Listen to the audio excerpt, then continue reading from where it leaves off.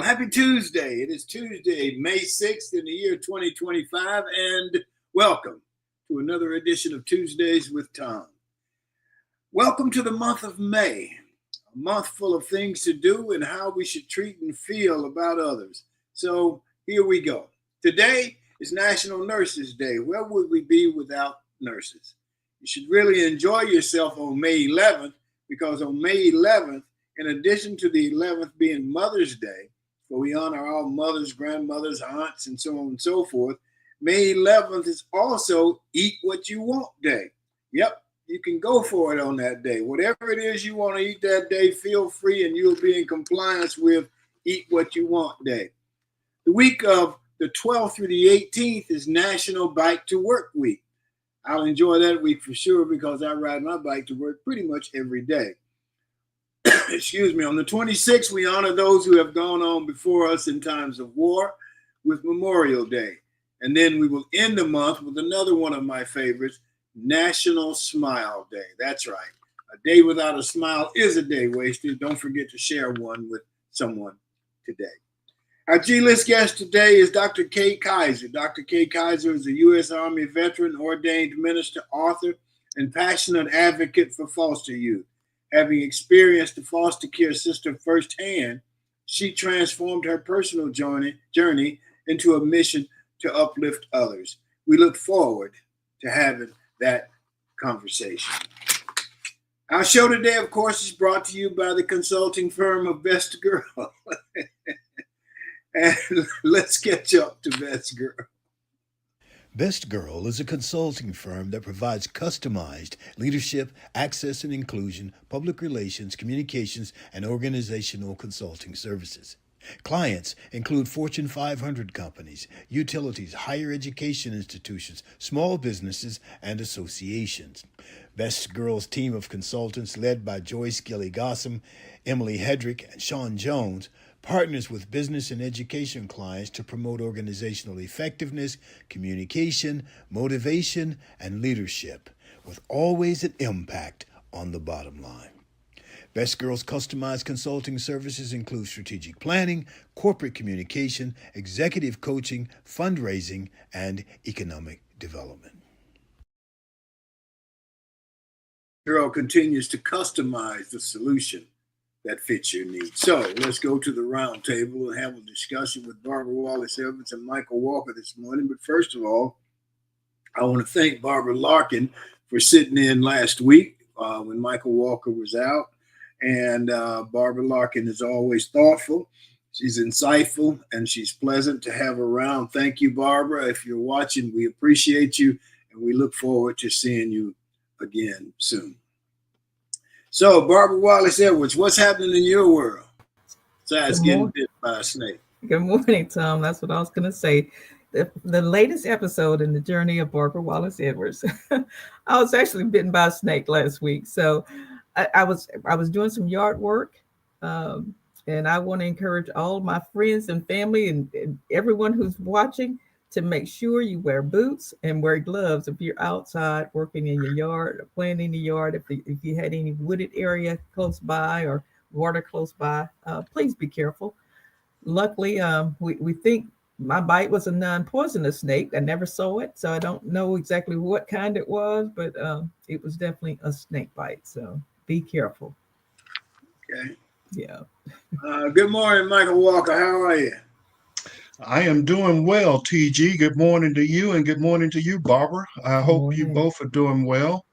Barbara, I'm happy to know that you survived your snake bite. I did. Luckily, like I said, Michael, I never saw the snake. I didn't even know until the next day that it was a snake bite. I had to go to the doctor for something else and had them look at it, and they was like, "Oh, that definitely fangs from a snake. That the marks on your leg is it's undeniable snake bite." But they told me what symptoms to look out for. I never really experienced any long-term symptoms other than some soreness, redness in that area, but no swelling, no inflammation, no abscesses or anything like that. So thank God it wasn't anything really serious. But you better believe if I go back out there to work in the yard again, I'll be wearing boots. And I had on gloves that particular day, But because I had a armful of limbs and weeds and stuff that I pulled up, I wasn't able to see my leg at the time I was actually bitten.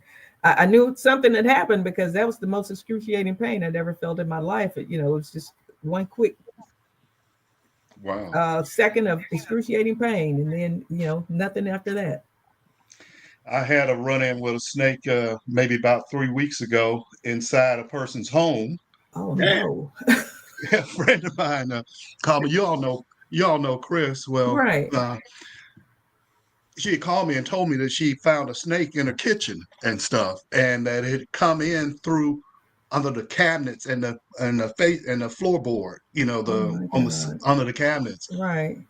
And she said that when she saw it, it saw her, and she screamed, and it went back up in the cabinets.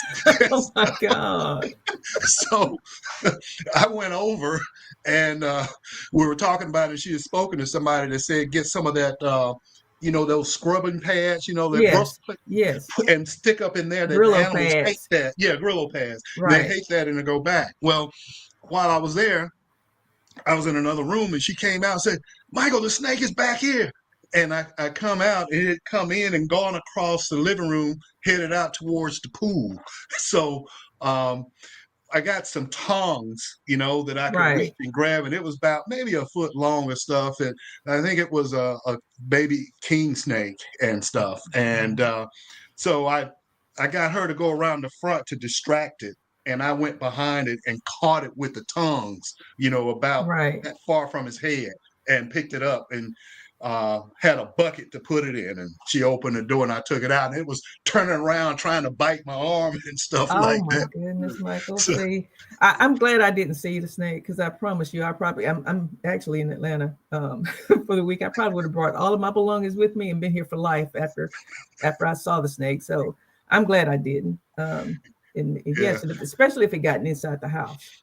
Well, see, this is a house. It's newly built, but it came in somehow. When you build houses and they settle, and sometimes there's a crack. So it came in, and it was in the kitchen. It came down through the cabinets and stuff, and there was a little opening. And I got a flashlight, and I got up, and I said, "Oh, now I see." There was a hole there. So I stuffed those.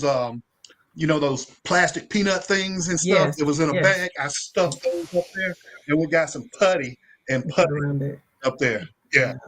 So. Oh my gosh. Now having some adventures with snakes. I hope to never see another one again. That was Yeah. I'm sorry you were bitten, and I'm sorry you were bitten, but luckily it wasn't a poisonous snake. Yes, so thank God. Yeah. Unless you're the bionic woman, you got anti-venom running through your veins. That could be the case too. I don't know, but unless you run into one of those that can swallow you whole, and then you'd just been inside of it. You'd had to do the show from inside the snake. Inside the snake. Jesus is return from the belly of the snake. That would be great TV. Yeah, we get some high ratings that week, so for sure, I think. Oh man! So, Michael, what else you got? Well, I got something to mention to you guys. My grandparents used to say, the more things change, the more they stay the same, and the world's going to hell in a handbasket. Basically, you remember that saying, and we're living in those times. An unfortunate couple had $310,000 drained from their Wells Fargo bank account, and the bank is saying reimbursement is not happening. Wow. And it wasn't even their fault. My man, he and his wife sent a check of $310,000 to the IRS, made out to the IRS, mailed it at what they thought was a secure mailbox, and sent it. And then 11 months later, their CPA told them that he was contacted by the IRS and they never received the check. And so the husband, he went to investigate, got a copy of the check, and found out that somehow someone got a hold of the check and they did what they call a chemical washing of the check. And they washed away the IRS name on the check and replaced it with somebody's name, Xavier Josiah Staples, and they cashed the check. And then they cashed it at Chase Bank, JP Morgan Chase. Wow.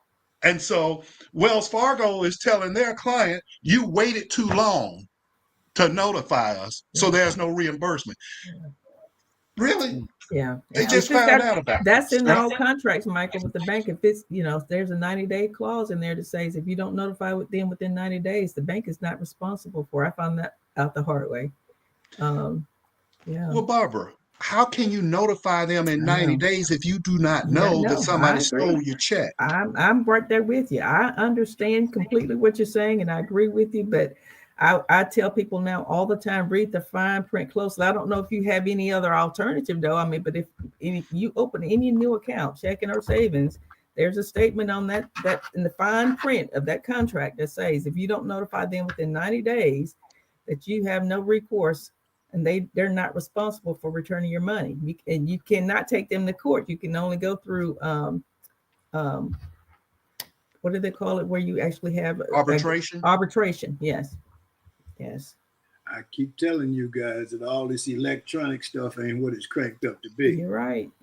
But this wasn't even electronic though. This was a paper check, wasn't it? Only time I hear people say they have stuff stolen, it's electronic. Because the crooks know how to get into the electronic systems. Well, that's true. It out, man. That's true. The husband said, these are his words, I'm just shocked that the banks don't have insurance for this kind of thing. They do. Or with all this fraud and stuff that they're doing, they don't care about protecting the consumers. Right. And he says it's the principle for him. He can't believe in this day and age, someone could steal $310,000 and both Chase and Wells Fargo say, tough luck. Tough luck, yeah. And the IRS, I mean, if it was mailed to the IRS, who knows, it may have gotten there. An employee of the IRS could have stolen the check and given it to someone else. I mean, there's all kinds of. I don't think I would mail a check for $300,000 without some kind of insurance or some kind of. And, right. And if you were going to do that, Tom, it would probably be a check that's cashier's check, traceable, and it's certified mail. You know what I mean? Where somebody's got, right. Someone had to sign for it. Yeah, and that way you can trace it and find out where it is. Right. But anyway, that's what happened to them. And were they elderly people, Michael? I'm sorry? Were they elderly people? It didn't say. The article didn't say. Let's hope not. I hope not. Okay, I'd like to. Barbara Larkin made me think of something last week. You know, we talk a lot about diversity on this program. And, I think one of the things that have been successful about TWT is our diversity. And I'm not just talking about ethnic diversity or gender diversity. I'm talking about diversity of thought. Right. And that's what diversity always was to me. And that's why it was a positive thing for me. But the fact that we can come on here and everybody can have different opinions. And sometimes we don't agree with the other's opinion or what have you. But it has allowed us to be successful for the last 3 or 4 years. And, I know I get back on this thing about diversity, but it was always a positive for me, and it is always a positive.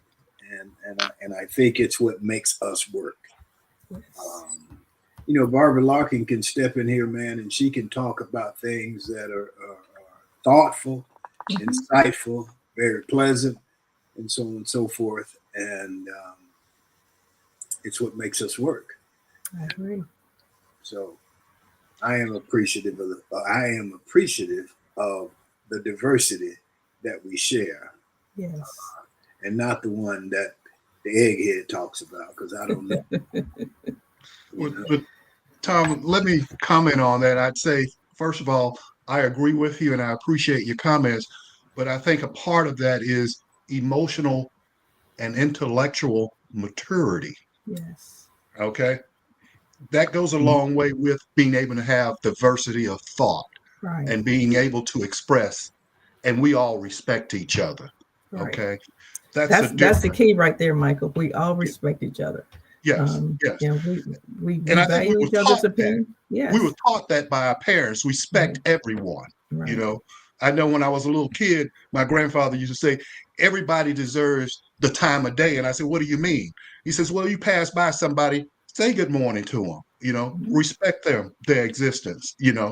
And so, but anyway, I'm Let glad you brought up DEI, Tom, because let me just add one little more thing to it. I think in line with what you just said, you talk about how we were taught. We were taught to respect the janitors at the school. Oh, The yes. janitor was Mr. Smith. You didn't call that Right. janitor by his first name. You Right. called that janitor by his first name. You had to answer to the teachers and you had to answer to your Principal. parents. Yes. It was just a different thing. And I think that's why I respect the diversity issue so much. Hmm. But go yeah. ahead, Mike.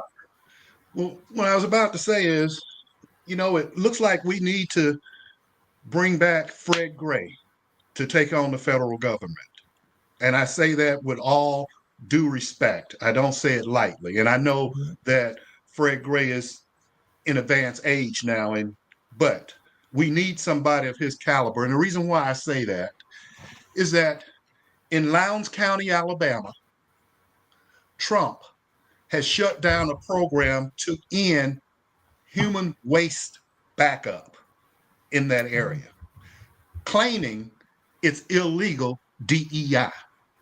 Now, that is just far fetched. To read that, it just sends me into orbit. The fact that he would do this, and it's a lady there by the name of Annie Burke, Hmm. and it says for the last 14 years, when it rains in Lowndes County, Alabama, contaminated standing water builds up around her home. When the septic tank breaks down, raw sewage backs up into her toilet. Yeah. And now Trump is ending Biden era funding, which was like, I think it was $26 billion or something to Right. update the infrastructure in that area. He, meaning Trump, is getting rid of it, killing the deal, and saying it's illegal DEI. You're talking about people's health here. And there's a survey that says 1 in 3 people are infected with what's called hookworm, I believe. And that's a result of walking through wastewater and what have you. It's just absolutely ridiculous that this is being done. And it says more than 300 families outside of Lowndes County, which is located 40 miles southwest of Montgomery, the capital of Alabama, nonetheless, Hmm. and that they are living like this.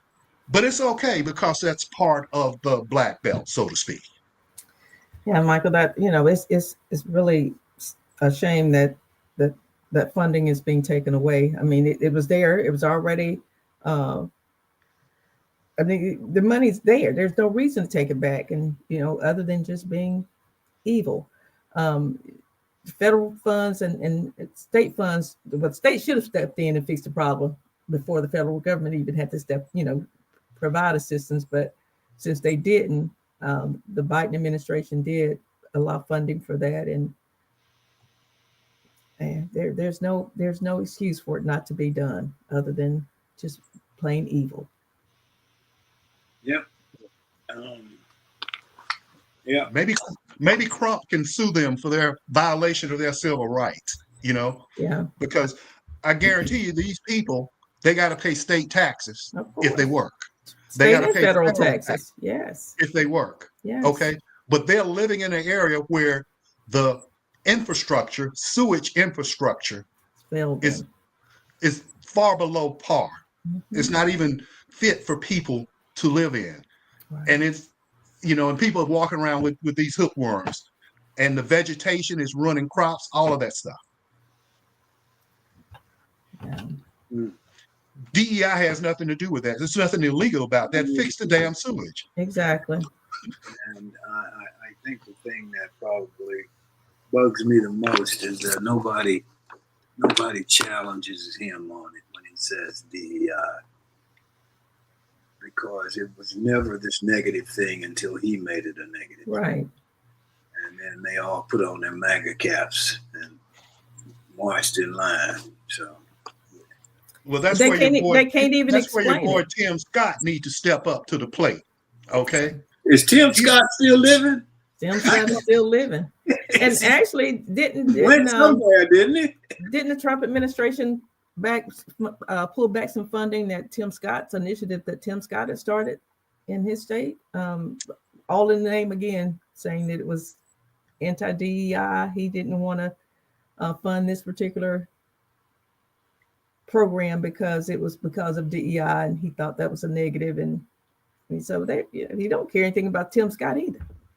Well, see, that's the thing. If you're going to run for U.S. Senate and you're going to get up there and be elected by the people that sent you there to represent, you need to represent the people. I agree. Okay. The same go for Byron Donalds down there running for governor. Yeah, after he was up there kissing Trump's behind and thinking he's going to get an administrative position. He got nothing out of that. And now you don't say nothing. Hey, if we have kind of like a gentleman's agreement that I'm going to help you get here and you're going to help me, I scratch your back, you scratch mine. But if I'm doing all the scratching, my back is not getting, I'm going to flip on you. Okay? Right. But they're scared to flip, Michael. They're for some reason, they're fearful. And he's not upholding, Trump is not upholding any of his end of the deals. They had an agreement that, yes, we're going to support you, you support us, and we'll get some type of job, whether it's ambassadorship or something, cabinet post or something. They got nothing. Right. Nothing. But they have a platform to speak out on this. Yeah, you're right. They do. And they should. Well, some of them are getting some. I understand from a conversation last week that Tommy Tuberville is the leading candidate for governor in the state of Alabama, and that he's leading in all the polls.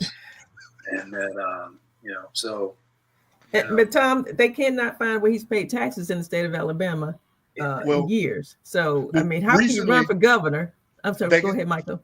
They got something on that for you, Barbara. Okay. They're saying that he's has had homestead exemption on the house in Auburn, Alabama, which was purchased in his wife and son's name. And they have a house in Auburn, and that's the one that's going to qualify him to run for governor. But it's in his son and his wife's name. Yeah, and then he later, added his name to it. But okay. that's how they're getting around it. Is they file for homestead exemption there in Alabama, in Auburn, Alabama, on the house, which basically is saying that's your primary. When you file for homestead exemption at a certain age, you're saying that's your primary residence and but stuff. If I'm not mistaken, Michael, he filed for homestead exemption in a house in Florida as well. He probably did. You guys are just wasting time. You talk about stuff that you can't do anything about. He's going to run for governor, and more than likely, he's going to win. Yeah, that's the way it is in Alabama. You're correct, Tom. You are correct. So you can be mad. Sad. It's sad, and we are mad about it. But you are correct. But that it is what it is. So, you got anything else, Barbara? You got anything else? I do. Do anything about? That's yes. I want to say congratulations to all of the graduates. There's a lot of graduations in the month of May, Tom. Both college and high school. Several graduation ceremonies were held this past weekend. There's more to come this coming weekend, and then high school graduations to follow. So congratulations to all these young people who are starting their careers and those who will be starting their college careers. Okay. Michael? I just want to talk about the NBA playoffs. There have been some exciting basketball games, Best playoffs I've ever seen. Yes, It's great. And for Denver to go in there last night into OKC and beat them at home, and the Joker went wild last night, and your boy Aaron Gordon hit a three from way deep, from way downtown, as they say, to win the game. Wow. Yeah. It's been exciting, man. Then the Knicks beat the Celtics. I mean, it's been exciting, buddy. I tell you, it's been great. Yeah. And I don't know, man. It's just the most exciting basketball I've seen in a long time. They're getting after it, buddy. And you know, it's good because you got some new faces. You don't have the same faces doing the same thing. And you know, so LeBron and them are out. And that boy, those boys, what is that? Rudy Gobert had 27 points and 24 rebounds against the Lakers. Incredible. Well, that's what we were talking about, that the Lakers don't have any size. When they got rid of Anthony Davis and they don't have any other size, they bring in Luka Doncic. You know, they say he's 6'6", he about 260. You know, he got the dad bod. You know, look like he been out. He look like he's an over the hill athlete playing at Hawaii. But the thing about that is, they criticize Nico Harrison so much. The black general manager of the Mavericks. Why he did this trade, blah, blah, blah, blah. Now we see why he did the trade. Why. Yes. Because Luka can't get up and down the floor for 4 quarters. Right. and I think if the guy they trade, what's the center they trade? Anthony Davis. Anthony Davis and those other guys are Dallas could have a heck of a squad. Right. You know. But it is great to watch them play, man, and see the new guys play. I mean, these guys are playing, buddy. They're playing hard too. Yeah. Indianapolis, they stung Cleveland too. That was something. Yeah, they did. Yes. The boy whose daddy went out and accosted Giannis. And that little short man, I was like, bless his heart. What were you thinking? I guess he got caught up and thought he was playing. I think so. They say he's on the floor every game. I hadn't noticed it before, but they say he's out there on the floor after every game. You know, but yeah, he was talking big talk, wasn't he? Yeah, he was. Let's move on. We need to get to it. Let's get to Sean. I think Sean's got a minute for us. Sean, you out there? Good morning to everyone joining in with us. My name is Shantia Jones, and this has Got a Minute. It's May, and things are heating up. Along with the heat comes craving for cold treats, and on this day in 1978, area residents lined up outside a renovated gas station in Burlington, Vermont for the grand opening of Ben & Jerry's Homemade. Opened by childhood friends Ben Cohen and Jerry Greenfield, the store sells soups, crepes, and pottery, but it is their homemade ice cream made with locally sourced cream, butterfat, and flavorful chunks of nuts, cookies, fruit, and candy that becomes the main attraction.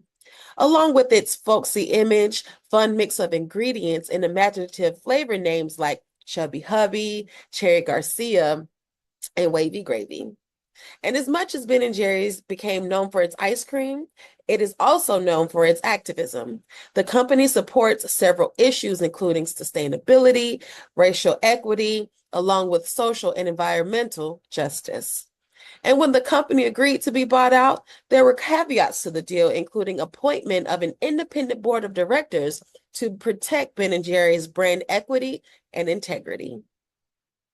Stay cool. Thank you all for joining in. My name is Shantia Jones, and this has Got a Minute. Let's go to our G-List guest. Hollywood has the A-List, and here on Tuesdays with Tom, we have the G-List, and our G-List guest today is Dr. Kay Kizer. Dr. Kay Kizer started an organization called Kay's Carry On. It's a non-profit organization founded by Dr. Kizer to restore dignity to children in the foster care system. The organization provides rolling luggage to replace the black trash bags often used to transport foster children's belongings, sending a powerful message of worth and care. Operating primarily in Texas, Kay's Carry On partners with shelters, foster agencies, and community groups to ensure that every child can, quote, carry on, unquote, with confidence and hope. Let's welcome Dr. Kizer. Good morning, Dr. Kizer. How are you, ma'am?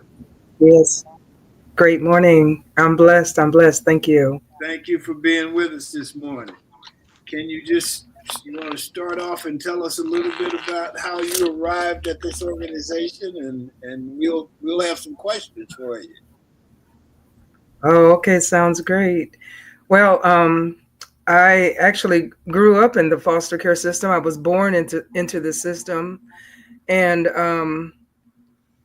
I was blessed. I'm gonna say once I was finished with, I'll say aging out, um, joined the military, because a lot of times young people don't know what to do once they turn 18 years old. And so Kay's Carry On actually started because I was invited to attend a women's veteran retreat in Galveston, Texas. And while I was there, I had 3 sessions with a counselor, a veteran counselor. And I remember her each day, we would find a topic to discuss, just to kind of bring about healing, mental health healing. And of course, May is Mental Health Awareness Month and Military Appreciation Month as well. And so during these 3 sessions, on the third one, I remember we were talking about my childhood, and it was a very tearful, just an emotional session because I was sharing with her about, how foster children had um, sexually perpetrated on me. I had been sexually abused by adults in my foster family. And so while I'm sitting there and trying to get all of this out, sharing it with her, which of course is a part of the healing, this thought came to me while I was just looking at her about, and I couldn't figure out why I was so fixed on looking at her, but at the same time, it was it was God's way of sharing with me that this was the time for him to reveal that I needed to give dignity, hope, and respect to foster youth, because when they come into foster care, they always come with a trash bag, and their personal belongings and their life items there is inside of that bag. And the only way to give these young people dignity, hope, and respect is by giving them brand new rolling luggage, filled with the items that they need when they come into care. And so I give all credit, praise, glory, honor to the Lord, because I didn't come up with this creative idea, because I was still trying to invite people to my pity party, because I couldn't figure out, why would my mother give me away? Why would she place me into this system? I was just asking all these questions, and the focus was on me. But the Lord was sharing with me that just because you went through that doesn't mean that the focus is you. There's other children out there that need their needs met, and you are the forerunner to go and see what you can do to help and to be the solutionist and stop inviting people to a pity party. So that is how Kay's Carry On came about, and I'm really excited about it, because the Lord will give us creative ideas, and when we think about it, everyone that's on this um, stream yard right now, we're all solutionists. We just have to dig deep and say, what solution am I to what problem? And that's what I chose to do. And I think about how Christ said that he came to serve and not to be served, which means we are all servants. And so I'm choosing to serve. And that's how I do it. That's wonderful. Let's see, Michael, you got any questions? Yes, I do. Dr. Kizer, thank you for being with us. We certainly appreciate you being with us this morning.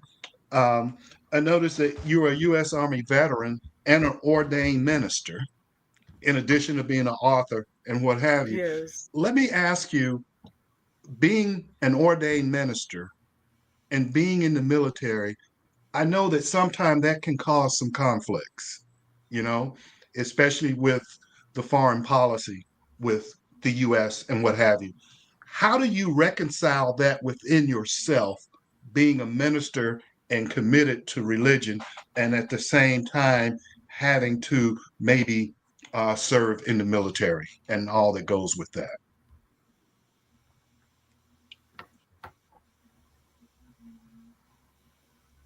I didn't get to hear that very last word that you said. The last part I said was, It cut off. how do you reconcile within yourself being a minister and being a part of the military and everything that goes with that? It seemed like they're polar opposite.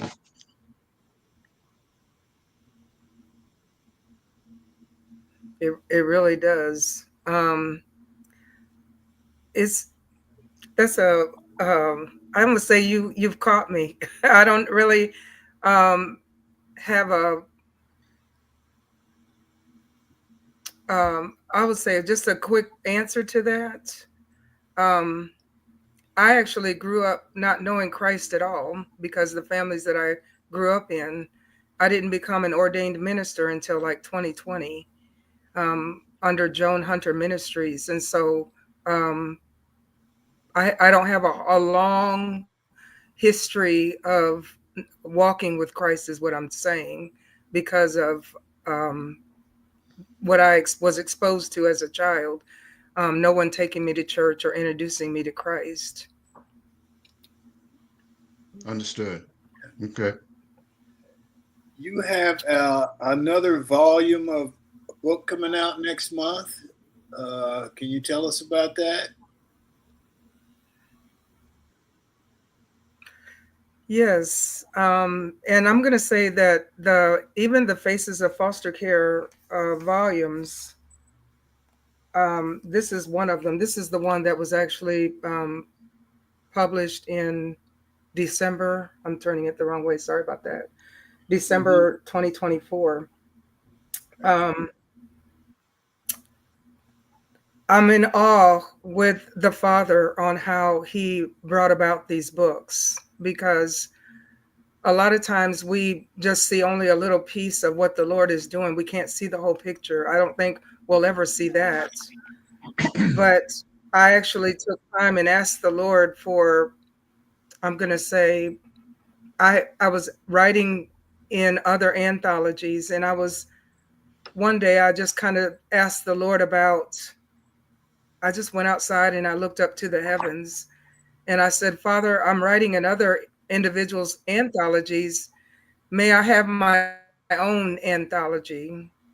And it wasn't out of selfishness. It's just I wanted to focus on the foster youth, those that are in group homes, emancipated, juvenile detention.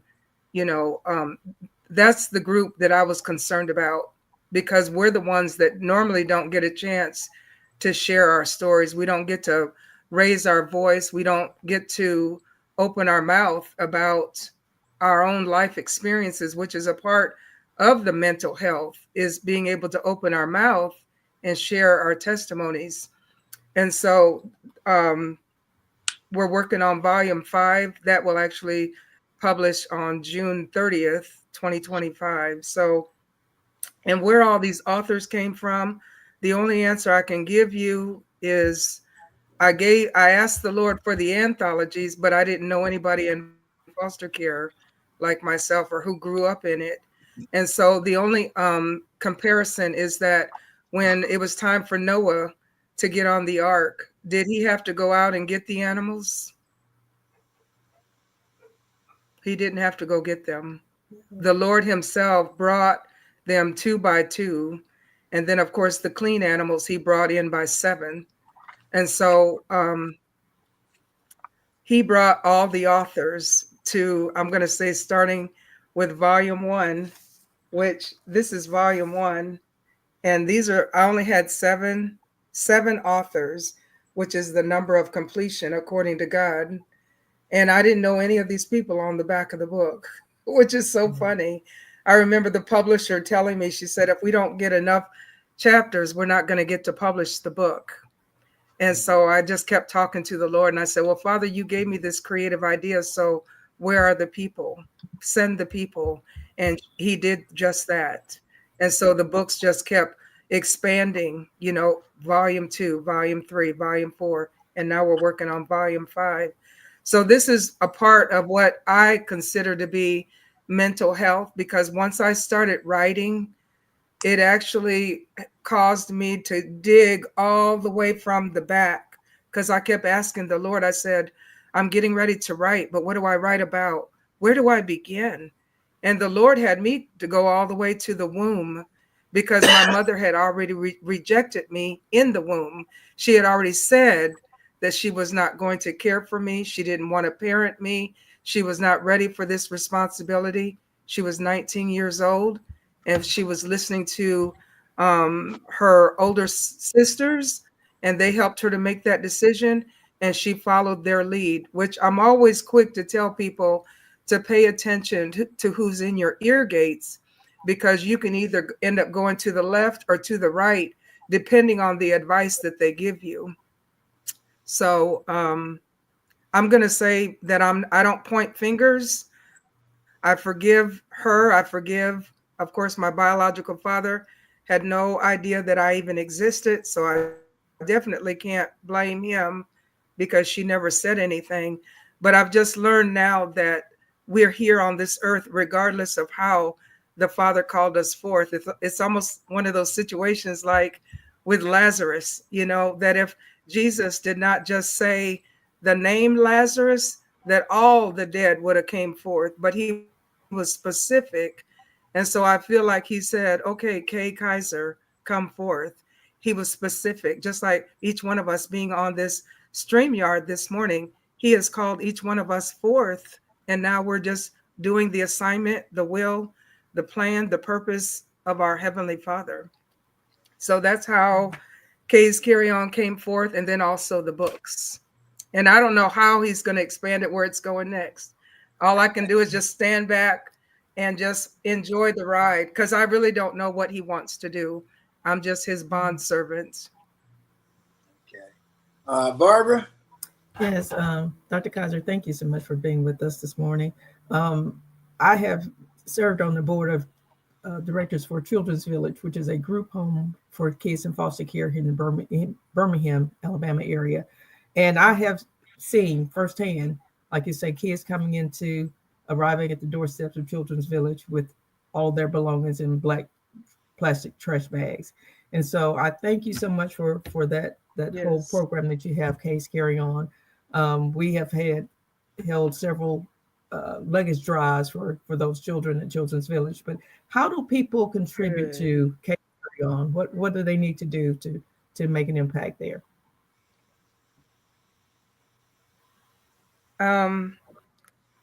Thank you for asking that question, because I was just honored in the local newspaper, which kind of goes, I'm going to say, all of Northwest Florida. Um, they just put me on the front page of a newspaper. It's kind of like, okay, Lord, you've just enlarged my territory. So now I'm starting to get phone calls and emails and that type of stuff. And so people have been calling in, and I've been primarily directing them to my my website. And if they want to donate financially, there's a donate button on that website. And then if they want to donate luggage, then I've been telling them to go to their local foster care agency, child placing agency. And I said, just donate it on behalf of Kay's Carry On. And then that will cause that agency to say, oh, what's Kay's Carry On?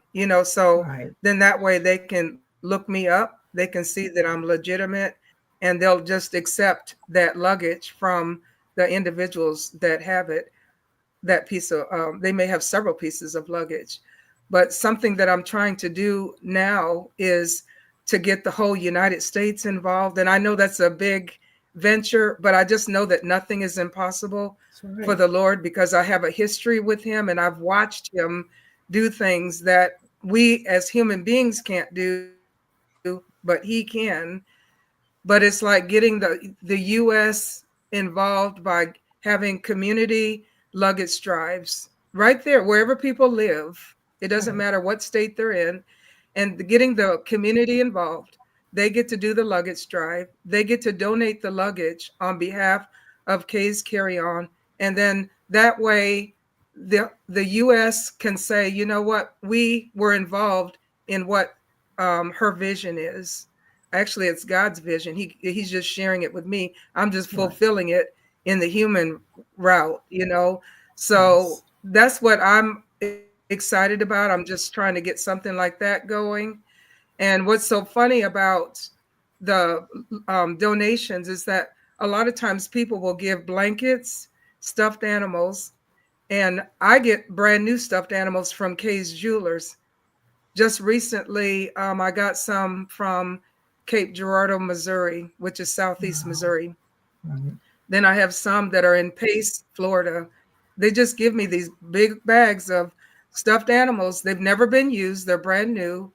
And so it's like Kay's Jewelers has connected with Kay's Carry On, which is just, to me, is just phenomenal. You know, how the Lord will just bring companies together and they'll say, oh my gosh, like how something that simple. So I just always tell the Lord, you know, Lord, send me. You know, a lot of times we don't want to take on an assignment, but at the same time, if we don't do it, who will? You know, there's got to be someone who steps up and says, okay, Lord, yes, here I am. I'll take on the assignment, because those children need something. I live in Northwest Florida, and I've traveled all the way to Houston, Texas, to deliver brand new luggage to seniors that are graduating from high school. Right. And they're not only aging out of the foster care system, but they're graduating from high school. So that's a double whammy, you know? Yes. So it's kind of like, wait, I'm graduating from high school and I'm no longer in the foster care system because I turned 18, the big 18. Guess what? They're still kids. They don't know what to do. They're going to be doing like what I did. I signed on the dotted line so that I could join the army. You know why I did that? I knew that I was going to be fed. My clothes were going to be washed. Of course, I was going to be exercised to pieces, right? I was going to be trim, trim and thin. But, you know, I was disciplined at the same time. I was meeting the Lord was enlarging my territory by blessing me to meet other individuals who joined the military as well. So there's nothing negative about me joining the military. It's just that I didn't know what to do at that time. Right. And it seemed like the right thing to do. I did not end up homeless or, you know, trying to figure out this thing called life. So I'm excited, you know, that if individuals are wanting to do luggage drives, yes, let's do it. Let's meet the need. Let's be solutionists. Let's put a smile on our Heavenly Father's face by saying, you know, there's a scripture that says, Psalms 82:3, it says, defend the cause of the fatherless, uphold the cause of the poor and the oppressed. That's exactly what they are. They can't take care of themselves. And so that's our responsibility if we're willing to take on that assignment. Not everybody is. Some people are going to ignore it and act like it doesn't happen. Then there's those of us who say, you know what? I got to do something about that, you know, and I want to make my Heavenly Father proud. So that's always my concern is how we can all help. I love to just draw people in and say, you know, this is not a Dr. K. Kizer, you know, it's not just about me. It's about the young people meeting their needs. And even the ones that come in as babies, like I did, you know, even giving the foster parent a diaper bag that's filled with items that babies need. Because when children come into care, they don't always have what they need. I've had a foster child come to me and all he had on was a diaper, a t-shirt, and he was holding a bottle. And I was a foster parent for 13 years. That's all he came to me with. No extra clothes, nothing. So guess what? As a foster parent, I'm running out trying to say, okay, where am I going to get this? Where am I going to get that? And praise God for organizations that already have those things in place that are willing to help the foster family. Yes, what a blessing. So there's many places out there that are, and then they have to open up their arms and receive us as foster parents as well. Michael, Barbara, anybody else got a comment? I want to ask you also, you mentioned the kids who are aging out of foster care programs out of the system. You also help them by donating not just the luggage, but helping them with gift cards or things to help them get started in life. Can you expand on that a little bit more?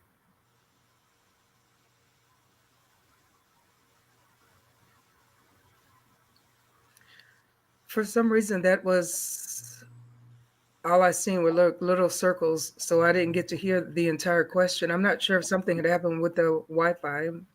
Okay. I just asked you about the Do you kids who are, mind repeating your no, question? not at all. The children who are aging out of the foster care system, you Okay. also have assistance for them, not just with luggage, but also other items. Can you talk a little bit more about how you assist children who are aging out of the foster care system?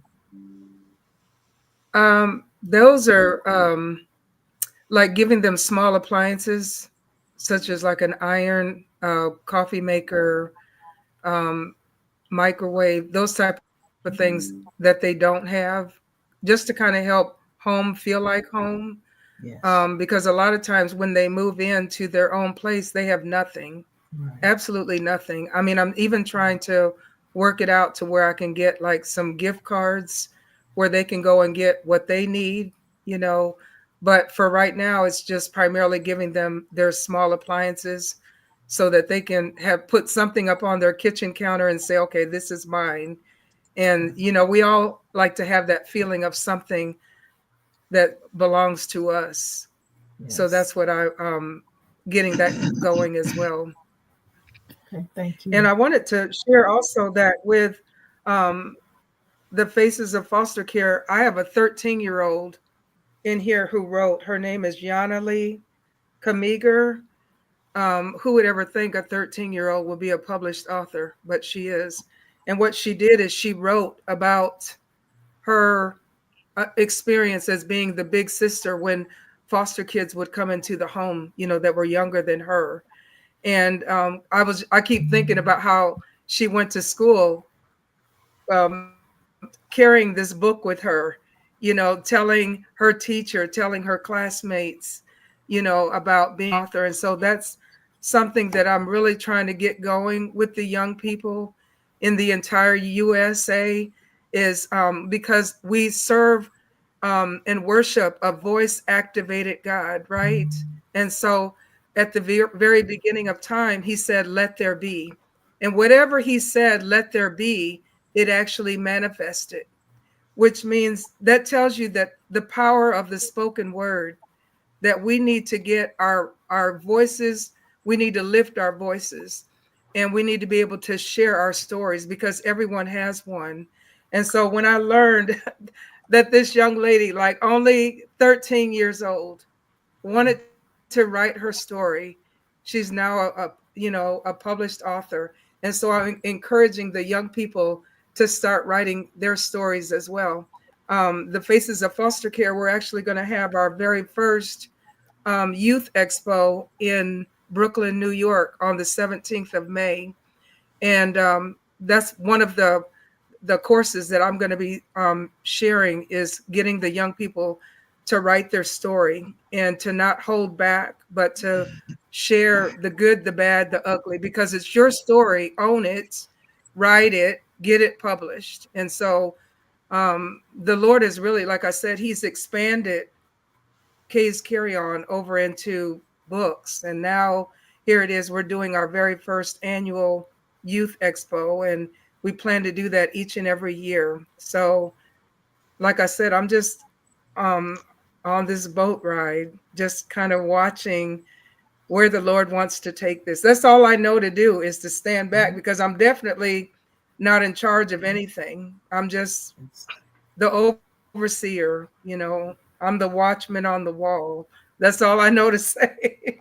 That's But I great. love it. I really do. I'm enjoying it. I Good. really am. Great. That's great. Doing a great service Yes. for a lot of people. Yeah, absolutely. And I'm just pretty ignorant about this. Thank When you. a child used to say fosters out of foster care, where do they go? What is there a plan for them? How does that work? I mean, are they I don't know. That's tough for me to wrap my brain Well, around. I understand exactly what you're saying, but if there's not caring, loving, affectionate caregivers in that young person's life, they Yes. are on their own. And the reason I say that is because a lot of foster families will say before the child turns 18, well, before, like when you turn 18, you're getting out of my house. Mm, They will make that comment. mm, Yes. And so the young person, if they don't have a great case manager, social worker, if there's not a great CASA, which to my understanding, even the money for CASA has been cut off due mm. to the president's proclamations and all, whatever he's writing, um, which I'm believing one day I'm going to be in the White House. I'm going to be talking to him one on Good. one. Good. He's got to get some things. Yes. I've already decreed that. The Lord says that we shall decree a thing and it shall be established And we'll, unto we'll, me. We So I'm agree going to with the White you. House. we'll Yes. But pray a along lot with of times, amen. Thank you. you. Thank you. But if they don't have, if the young people do not have someone in their life that gives them a plan and says, what their suggestion is, and that doesn't mean the child has to do it. Right. But if there's someone in their life that says, this is what we recommend, and of course, college is an option.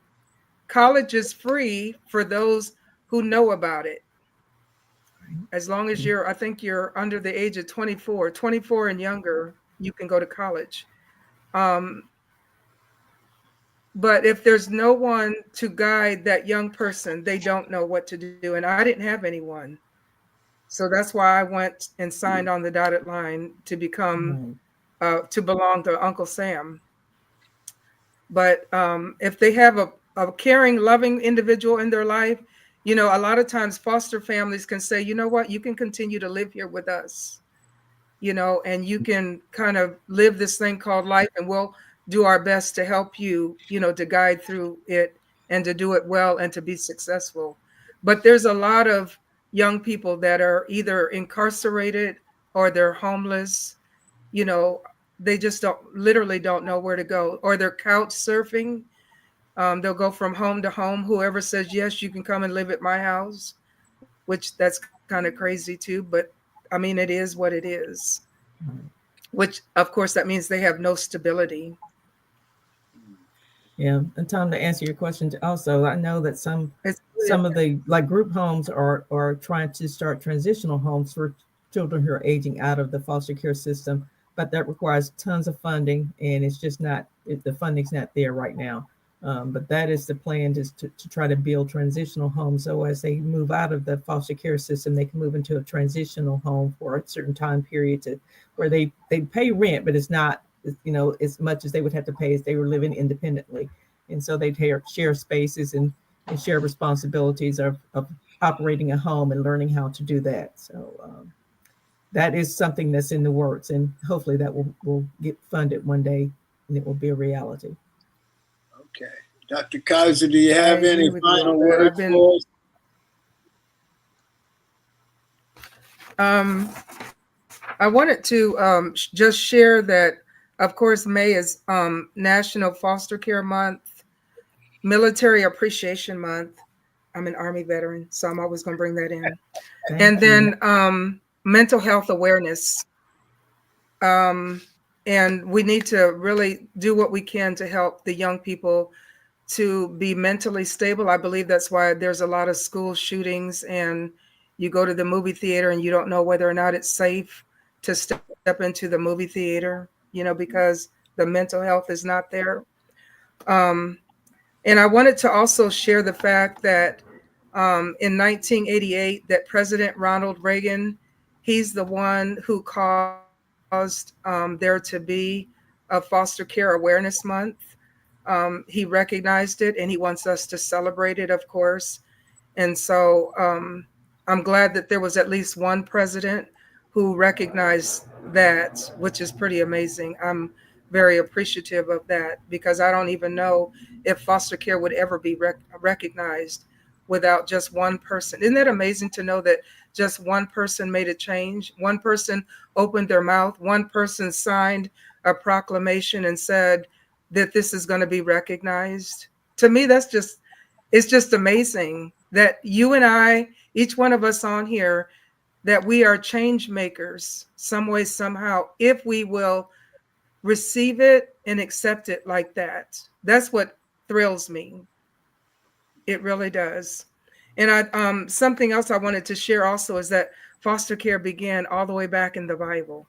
I'm actually going to write a book about that because starting off with Jesus, he was being raised by Mary and his stepfather, right? Or I'll call him his bonus father. I don't like using the word step. His bonus father, Joseph. And then Moses was raised by Pharaoh's daughter. And then there's Esther and Mordecai, which Mordecai is the uncle of Esther because her biological family, her parents had passed away. So he took up the responsibility of caring for Esther.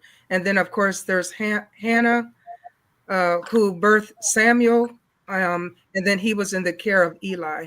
So foster care is not new. And of course, God's word says that there's nothing new under the sun, which is true.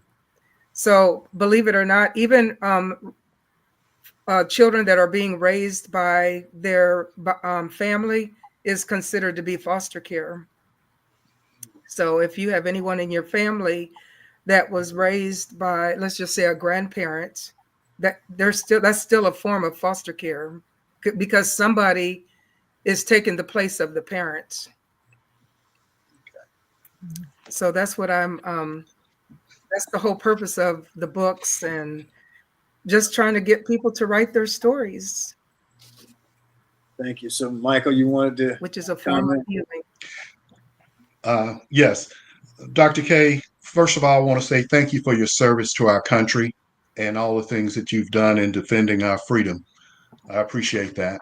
I'll raise my hand. I was a foster care child. I was raised by my grandparents, my maternal grandparents. So I never heard it said that way. So I proudly accept that fact. They did a great job for me. The other thing I wanted to ask you is, what happened to the young man that came to you in a diaper and a t-shirt holding a bottle? Where is he today? I was able to keep him for 1 week, and then during that week, they found a family member that said yes. They raised their hand and accepted the responsibility of caring for him. So we had him for a whole week. And you know, what's interesting is in that 7 days, I became very attached to that little boy. It's amazing. I mean, you could keep a child for 24 hours and it's almost as if they're yours. But 7 days. And I remember my sons, they were younger and they were like, oh, Mom, does he have to leave? You know, because we had got so attached to him in just that short amount of time. So all of us were change makers just in those seven days. So I pray that he is raised up by wonderful family members. That's my prayer. Thank you. Yes, that's great. Well, thank you so much for being with us this morning, Dr. K. We appreciate it. Wish you the best, and we'll certainly send prayers your way. And there was a young boy who was, I assume, this lady in the complex where I lived in Los Angeles. She would have foster children. She had this one little boy. And in their little complex, there was maybe eight condos or whatever. But everybody fell in love with this little boy. Everybody. And when the new mother came to take him to her family and adopt him, everybody got sad because he was just such an inspirational little boy. Yeah. But he's probably better off. And, wow. Yes. But thank you so much for being with us. We appreciate it. And yes. And if you know anyone who wants who wants to share their story and be in volume 5, we welcome them to come on board, because your story matters and your story is going to bless the world. So invite people to come my way, send them my direction, and we'll get them on their writing journey. We will. We will do it. Thank you so much. We appreciate it. Thank you. Thank you. Okay.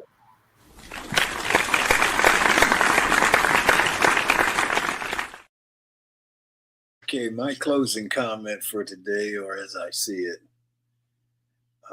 believe it or not, the Shedeur Sanders mess continues.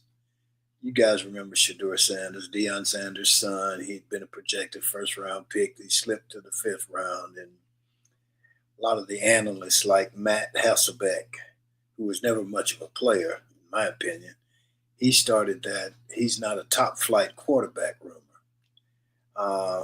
Not accurate is the tag generally assigned to black quarterbacks. They're not accurate passers, especially when they are proficient in other areas. But there were also the anonymous quote, and they were pretty ugly. They said the boy was cocky, he was arrogant. Who does he think he is? The anonymous quote seemed to be designed to discourage teams from taking Sanders in the early rounds, primarily because he was, and Deion's, quote, cocky son. But isn't good parenting supposed to encourage your children to succeed? I thought so. But can he play at the next level? But here's how one USA Today columnist describes it this past week in the newspaper. Is Sanders the answer to the Cleveland Browns' misery, he wrote? Almost certainly not, he wrote. Certainly not a positive referral. Right now, let's just say we'll see. And if he flames out, he'll be like many others who on draft day who meet the same fate. But perhaps all this hate has backfired because Shedeur has become a celebrity. He is among the most popular of the new draftees, all thanks to the publicity from the orchestrated draft snub. He's sought after for interviews and talk shows. He is in demand in high schools and elementary schools because the children want to see him and they want to be in his company. Perhaps Shedeur should thank the USA columnists and the talking heads like Hasselbeck, because maybe they did him a favor. And if it turns out that the young man can play, and I believe he can, watch out. And that's our show for today. Let's thank the audience. We appreciate you. Thank our G-list guest, Dr. K. Kizer, a wonderful story. Thank our sponsor, Best Girl Inc. Thanks again to the TWT team, Barbara, Sean, Emily, Michael, and Joyce. And that's it for this May 6th in the year 2025. Remember, a day without a smile is a day wasted. Enjoy yourself. Make every day count. Stay safe. Peace.